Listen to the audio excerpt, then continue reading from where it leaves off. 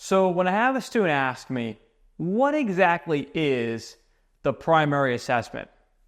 This is what it's broken down to. We're going to go in this video right now through all these in great detail. You're going to walk away knowing exactly what you need to know for primary assessment for class. Come on with me. Now, primary assessment, to identify and begin treatment of imminent life threats. So what is EMS? What do we do as EMTs and paramedics, advanced EMTs, first responders? What do we do? Our whole goal number one, is to assess and find life threats out as early as possible. That is why in class we go over so much learning the signs and symptoms and learning what all these emergencies are about. Because we can't treat something until we figure out and find what it is. So the primary assessment happens. We've already sized the scene up. We see the scene is safe. We see we have this patient right here. Let's just say we don't need any additional resources. The patient's a medical patient. We're here in front of the patient. It's one patient, right? It's you and your EMT partner, for example. And now we start our assessment of them. The primary assessment is looking for life threats.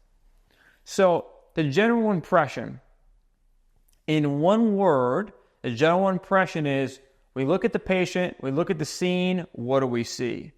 The level of consciousness, how alert and oriented and awake is your patient? What do they look like when we approach? We're going to assess the airway. So, airway, breathing, circulation, okay, ABC. Now hang on, folks. When does circulation interrupt airway and go beforehand? You may have heard of CAB. All this hoopla about, is it ABC or CAB? God, whoa. This is so simple, so easy. It's ABC unless you walk up to your patient and see they have a major bleed, like an external major bleed, like arterial bleed, and they're spurting blood. Then we say, well, let's do circulation first and stop the bleeding. That sound fair? That's all it is. Simple as that. Okay. Now, performing the rapid exam. We'll go through. And then to determine the priority for the patient care and transport. Well, all that is how sick or how injured the patient is. Are we lighting sirens? Are we not? Are we going to a community hospital, a trauma center, a stroke center, a heart center, a cath lab? Where are we going? Right? So this is the start of it. This is your primary assessments. Notice a lot of it is about life threats. So we walk up to the patient. What are some pearls I can give you about the general impression? Here they are. So we defined it as a visual assessment of the patient focusing on quick identification of life threats presence. So for example, look at this. Patient's age, gender, race, the stress level, appearance. Patient positioning. So picture patient A. Let's say we have a 74-year-old female sitting upright on the couch who's actively throwing up. Patient B, we have a 22-year-old female who is in the tripod position and can only speak in 1 to 2 words per sentence. Two different patients, two different general impressions, right? And the only way we can mention those two cases is what's the scene and environment look like? Where are they located? Are they at home? Are they not, right? So that we look at what's at the scene and what is the patient doing as we approach, right? One's vomiting, one can't breathe, right? As an example, okay? We want to avoid this, standing over the patient like this. What we do, and I might go off screen, we want to kneel down. We want to get to the patient's level, okay? We don't want to stand over the patient, okay? The only time when we don't want to go doing all that is in psychiatric patients. What I mean is, with psychiatric patients or patients who are violent or altered, we might not want to get that close and kneel down to them. But we don't want to stand, we never want to stand over the patient when we're in authority with anybody. We want to make them feel comfortable. But with a psychiatric patient or a violent patient, we just might want to keep a little bit of distance. Just a little bit of distance, okay? Something to think about. Now, refer the patient by their name. So, we're all humans here. Nothing special about us. We're just here to help. We have some skills and some training to help this person, and they happen to call us for 911. Hey, my name is Evan. I'm a paramedic with the ambulance. What's your name and what's going on today? Simple as that, okay? Introduce yourself and determine if you've complained. There it is, okay? Now, the patient's response or a lack of response can give you an insight onto their level of consciousness and how their airway, breathing, and circulation is doing, okay? So, we're going to determine if the patient is stable, potentially unstable, or unstable to help guide the assessment and treatment. If we notice life threats during the general impression, treat them immediately. For example, what do we talk about, folks? When do we do the circulation step first before airway? Only when we see uncontrolled major bleeding right before our eyes. So let's say I walk up to a 50-year-old man in the kitchen and he's screaming, and he's bleeding, arterial bleeding like crazy from both arms. We don't go, sir, open your mouth. Let me see your airway. Does that make sense? No, that makes no sense. You treat the major bleeding, right? Okay, what do we mean by assess a level of consciousness? Well, here's what we mean. It tells us to the extent which information the patient gives you is reliable. It can determine if the patient is able to follow your directions. There's a lot of medications and there's a lot of procedures inside of EMS. The patient has to be alert and oriented, or they have to obey commands in order to deliver. For example, CPAP. I can't give somebody CPAP if they're not alert, if they're not awake, if they can't obey commands. It's not going to work, right? So we look at this. It's an AFPU scale. So it's A, V, P, U. So A is they're awake and alert, okay? Essentially your patient is alert. They're awake. They're oriented. Like me right now, like you right now. I guess we're kind of normal, right? Okay, a little bit. We're EMS, but that's all right. But we're alert and oriented. That's fair? Okay. V is verbal, okay? V is verbal. What that means is they only respond to when you call their name, or their eyes open, Mary, yeah, right? P is a painful stimulus. So people talk about pinching the ear, a sternal rub, right? Touching the bottom of the foot, whatever it may be, but some sort of painful stimulus, it makes them either open their eyes or now they wake up for a minute, right? If it wasn't for that painful response, they weren't responding to you at all by name. So basically, it's awake and alert. They respond to their name when we say their name, but then they go back to not being really alert. Painful stimulus is the only thing that gets them to even move or withdraw from anything. Unresponsive is they don't respond to their name. They're definitely not awake and alert, and they're not moving or talking to you at all. They're unresponsive. So obviously someone who is, for example, let's say they were a patient who is in a opiate overdose and they're not breathing, they're going to be unresponsive. But if someone's in cardiac arrest, they're going to be unresponsive. Okay? Makes sense? If someone has, let's say, for example, they were involved in a motor vehicle accident and they were strained, but they're able to talk to you in full senses and they're aware of their surroundings, where they are, what happened. They're awake and alert, right? Okay? Usually it's the patients at the further extremes we're going to see, and these we do see them, but it can be more rare, right? Usually if they're in V or P, they're trending towards U, okay? And just for some patients, V could be their baseline with like severe dementia or something like that. So find their baseline. Just want to give you a pro. Now, that was how alert they are. What about orientation? So orientation is broken down into 4 things. You may have heard of a term called alert and oriented times 4. Folks, you can be alert but not oriented, okay? So for example, a patient who has dementia, they may be wide awake and alert, but they're not oriented, right? So alert oriented is how, essentially the most simplest way to say it to you, how awake are you, right? What orientation is, what is your understanding of yourself and the world around you? Essentially, are you confused or not, is basically what it breaks down to, okay?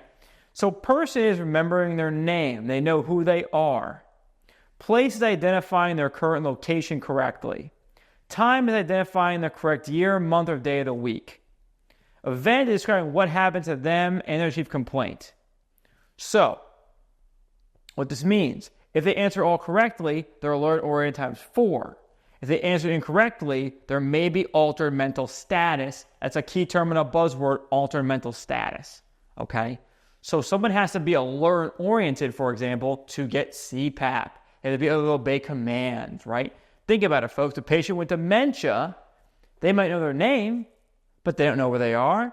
They don't know what year it is. And the event, they're kind of wishy-washy. Maybe they're A&O times 2-ish, right? Make sense? Okay. Hope you're enjoying our lessons today. If you don't know, in the first link in the description is my Video Vault training. What you get there is access to over 480 videos and over 2,000 National Registry practice test questions. And we cover every level: EMR, EMT, Advanced EMT, Paramedic. This is where I send all my students, whether you're getting ready for school, you're in school right now, or you're getting ready for your National Registry exams. You'll see this video right here. Go watch that video and I will tell you all about it. Let's go back to the lesson. So as a new EMS provider, what are some of the clear-cut things we walk on scene? Before we even get into our real meat and potatoes of the primary assessment, what can't we miss? Well, here's some things we can't miss. I wrote down a little chart for you. These are conditions that cause sudden death. Cardiac arrest, which means the heart completely stops. You are clinically, at this point, deceased. Your heart is not pumping anymore, blood and oxygen to all your organs. Cardiac arrest. Respiratory arrest is you stop, your heart may still work, and you still may be pumping blood, so you still might have a blood pressure, okay? But you're not breathing anymore. So cardiac arrest, you're going to actually do CPR to that patient. Respiratory arrest, I think about that which can happen, unfortunately, in very sick pediatrics. But I also think about respiratory arrest when I think about opiate overdose again. We see it so much. Shock, what's that? Shock is, here's a term for you, hypoperfusion. Hypoperfusion, what this means. Hypoperfusion is, if I say the word perfuse, my body's being perfused. That means all my tissues and my organs are getting plenty of blood and oxygen. Right. If I am a hypo, low on my perfusion, hypoperfused, well, what happens? By definition, shock is your tissues and organs are not getting enough blood and oxygen. And there's many ways, that's a whole other video, but there's many ways that can occur. From your heart, from your blood flow, from your lungs, right? From trauma, from infection, from allergic reactions, from bleeding out, from severe dehydration, to name a few. But either way, at the end of the day, your blood pressure is so low that you can't maintain your blood and oxygen to your organs. That's shock. Severe bleeding is exactly how it sounds. Whether it's external and we see it, or we're at sneaky trauma and there's internal bleeding we can't see. So we have to learn about that. Airway obstruction is quite simply, again, you think about a choking victim or a child, put something in their mouth they shouldn't, right? Stuff like that. We have a fully blocked airway. Okay, airway obstructions, right? These are some of the things we talk about with sudden death. Suddenly, right? So we want to recognize these early as possible, okay? And again, if the patient has severe external bleeding, again, you see over here, treat CAB.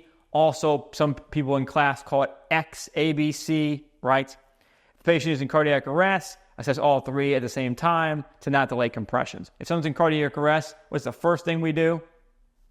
Get on that chest, CPR. And then obviously you're an EMT, you have an AED with you, get that AED going. So essentially it's CPR, get the airway established, get the AED going all at the same time. You have enough hands, right? Okay, so let's go to the next step here. So airway is pretty simple when we break it down. The airway is simply this. We first look at the airway. Is it patent? That might be a new word for you. What that means is the airway clear? Is the airway open? Is it clear of obstructions, right? Can the patient literally breathe in and out, right? Can air move through the airway? Simply, that's what it is. So this is what people get confused, right? So if the patient, and folks, this is so simple. Please hear me on this. Folks, if the patient is talking or a baby has a strong cry, well, we know the airway is patent. We know it's open and we know it's clear because they're talking, right? If someone's talking in full sentences, their airway is open and clear. But because if it wasn't and it was fully obstructed, you can't talk and you can't cry, right? Now, if we're in the middle, we'll talk about in a second, you might hear some weird noises like stridor, which is a partially obstructed airway, is stridor. You can hear that across the room. It's an upper airway sound. It means you're partially obstructed but not fully. Fully, you won't be able to hear anything. And again, if they're partially obstructed, give the patient a cough, okay, to try and clear it. Again, we talk about here, patient is awake but not talking or crying. They may have a complete airway obstruction or respiratory distress failure. Stay tuned for that. I'm going to break down distress failure in this video right here because I love you all and we're going to crush it with school and exams and everything. Now, we're talking about managing airway threats. Let's go through that real quick. So first, position the airway. Head to chin lift position, medical, jaw thrust maneuver trauma to help open it. We need to suction secretions from the airway, removing any obvious foreign body from the patient's mouth, and if we need to, use abdominal or chest thrust to remove the foreign body in the airway. Can I give you a pearl that I tell my students? Let's go to the next slide real quick. Okay. And I'll let you just look at this as I share this mnemonic with you. Okay. When we think about airway, if you remember this quick tip for the rest of your career, you're going to be gold. And the tip is this: open, clear, keep, ventilate. Open, clear, keep, ventilate. Open means I'm going to open the airway. Clear means I make sure the airway is clear or I suction if I need to. Keep is placement of a airway adjunct to keep the airway open. Okay? An OPA and NPA. Ventilate is simply, well, now we got to breathe for the patient. We got to ventilate. That's a BVM. A BVM is going to ventilate the patient. Okay? Good. So I talked about this earlier. What are signs of airway obstruction? Well, noisy breathing, stridor, snoring, gurgling, shallow or absent breathing, or any obvious vomiting, blood, trauma coming from the airway. You got to suction that out, okay? More on managing the airway, but again, remember my tips: open, clear, keep, ventilate, you'll be golden. I am so proud to announce that the Paramedic Coach is now CAPCI accredited, and we're now recertifying your National NREMT certification. So if you're an EMF provider out there and you need CE and you need hours, you need to recertify, we now offer 100% online with me as your paramedic coach. You can do it right here on our website, recertification hours. You're going to see a link down in the description. It will say recertify your NREMT, something along those lines, and it will take you to a website that looks like this. Watch the video here. I explain the whole recertification process. You're going to love it, and I can't wait for you to see it. And back to the video. So the breathing step, of course, we're going to look at the patient's chest. We're going to listen to a quick listen to lung sounds. We're going to look for equal rise and fall. right? We're going to look for the position of the patient. Again, are they tripod, are they laying down? Somebody can't breathe, you want to sit them upright so they can breathe better. Laying someone down they can't breathe isn't good. We want to sit them up. Now, this is what we're talking about life threats we got to watch for. I want to explain to you the difference between respiratory distress, respiratory failure, and respiratory arrest. It's a big difference. So respiratory distress is difficulty breathing causing increased work of breathing. It typically has an increased respiratory effort and rate. I'm going to show you an amazing graph here in a moment. So hang with me, please. Respiratory failure, blood is inadequately oxygenated or ventilation is poor, so it is unable to meet the oxygen demand of the body.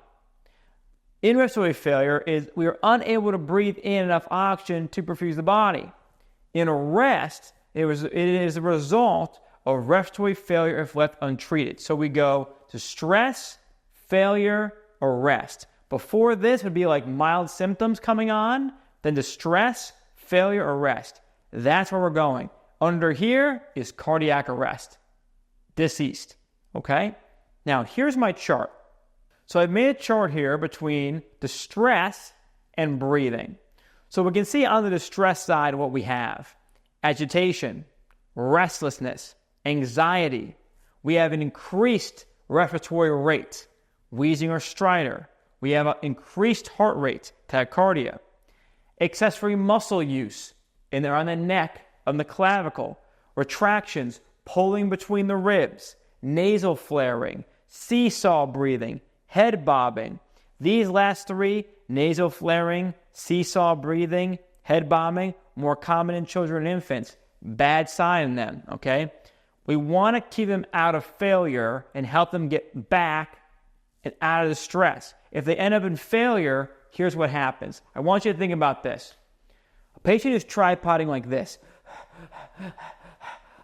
and having a hard time breathing. When they end up like this,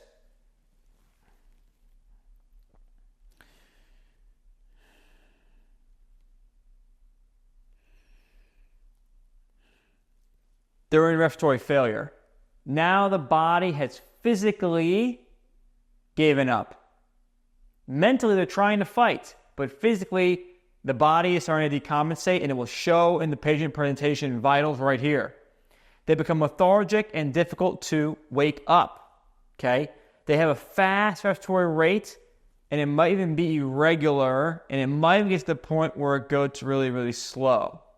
So notice, over here, everything starts to go up. But over here, everything starts to go down, okay? Bradycardia. We were fast here with the heart rate, now we're slow. We were fast here, now we're getting more slow and irregular, okay? Chest rise and fall is inadequate. We have poor movement of our diaphragm, low muscle tone, and our respiratory rate and effort has decreased. This patient is about to go into respiratory arrest, is heading into cardiac arrest.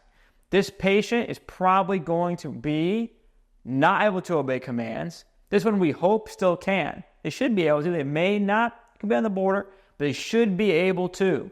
This one here is probably going to be on our AFPU heading down towards the U. You make sense? Okay, very good. Very good. Now, what are some signs here that we can look at? Accessory muscle use, cyanosis, retractions, nasal flaring, stridor. Okay. Signs of shortness of breath or low SpO2 levels, an oxygen level under 94%. Okay. Chest injuries, tracheal deviation and trachea has moved, or bulging neck veins, JVD. Okay. We see this on exam. It may indicate life threats in the breathing area. Now let's move on. Now, under circulation in this video, I want to touch on controlling external bleeding and the differences. Yes, under circulation we talk about looking at skin color, condition, but in this video here specifically, I want to focus on the bleeding under circulation because we have to understand this, it's the most important. So, we're going to assess and control external bleeding. It's the first priority when scanning. Did I say that? Yes. The first priority when scanning the patient. Look for external bleed because if you're in a scenario where you're out in the field and you miss a major bleed, that patient is bleeding out and you're missing it. So we got to expose our patient and look for it under the general impression phase. Hey, is there any major bleeding? If there is external bleeding present, start with it. Immediately control the external bleeding because blood loss can be quick, especially if it is arterial. So arterial bleeding is the worst kind of bleeding. Then it's venous, then capillary. So arterial is bright red and spurting. Venous is dark red, it's a steady stream. Capillary is dark red and oozing. Capillary is like a cut everyone's probably gotten. I'm doubtful that people will have gotten arterial bleeds watching this video. Maybe somebody has at some point, but it's spurting out. We don't want that, okay? So, we want to expose our patients, especially if they're unresponsive, we can have sneaky trauma. So expose your patient and look for major bleeding first. We got to do that. Now, how do we actually manage an external bleed? Well, here's the deal, folks. Direct pressure. Of course, we have supplies in the ambulance to help bandage that wound.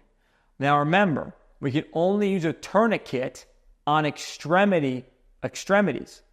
So we do have some tools in the ambulance, like quick clots, okay, right? That can help that bleed, that maybe it's not in the extremity, right? Try to actually solve faster, right? Yes, exactly. So, provide direct pressure with a gloved hand. Then place a sterile bandage over the wound while continuing to apply pressure. Again, for example, like quick clot, you can put that in there as well. That will help with the bleeding. Now, this will commonly be enough to the clotting process. Think of all the bleeds that you've had in your life or cuts. Usually that does a trick. But if it's uncontrolled bleeding like arterial or maybe even a bad venous cut, okay, but more really arterial, okay? In case of uncontrolled bleeding, apply a tourniquet. Apply a tourniquet, okay? So that is our bleeding step here with circulation. Now the final two pieces here I want to touch on in this video. Disability and exposure. And then I want to make a brief statement about the rapid exam. When we perform disability, essentially what we're looking for here is to assess their level of consciousness, maybe do a stroke exam, do a GCS, Glasgow Coma Scale, okay? We have videos on that. Assess pupil size and reactivity, assess speech, assess motor function, and under exposure. Again, I'm going to say it again. Expose your patient. Expose your patient. Especially if you're being tested on in school. You got to expose your patient, but even out in the field. Folks, from me to you, there have been times in the field where I have uncovered things that I was like, wow, did not know that was there. Because I exposed the patient. Especially we're talking about the patient's posterior, the patient's back. Okay? We can forget that. Don't forget to expose the back. What if we have a trauma to the spine or bleeding back here? Because most patients sit like this, right? But don't forget about back here, okay? Again, behind the legs, behind the back. Don't forget about this, okay? Now, an example, it may reveal hidden injuries, especially in cases of bullet wounds, head injuries, stab wounds, or large hematomas, assault victims. That's what I'm talking about, sneaky trauma. Don't miss out on that. Now, our final pearl here for this video is performing a rapid physical exam. The rapid physical exam is a quick head-to-toe exam where we're scanning for DCAP BTLS, deformities, contusions, abrasions, penetrations, or punctures, BTLS, burns, tenderness, lacerations, and swelling. And we're going to scan the whole patient for that, okay?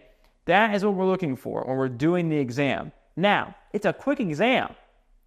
We're going to be more detailed in a secondary assessment later on. Different video. In this video, we're saying is a rapid physical exam under primary assessment should be about a minute, minute and a half. No more than 90 seconds. Do a quick scan, head to toe, make sure we didn't miss anything, and we're moving on. And we're going to move on to making our transport decision. Are we going lights and sirens? Are we going no lights and sirens? Are we going to a community hospital? Are we going to a trauma center? Are we flying the patient out? Do we need to intercept with a paramedic?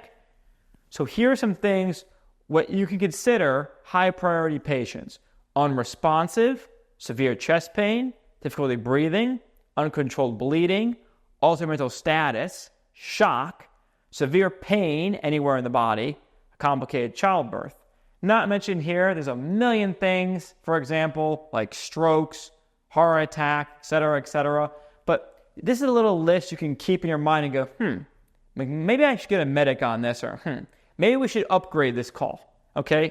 Just some pros I want to give to you. And man, I hope you enjoyed this video. I'll see you on the next one. I'll see you there.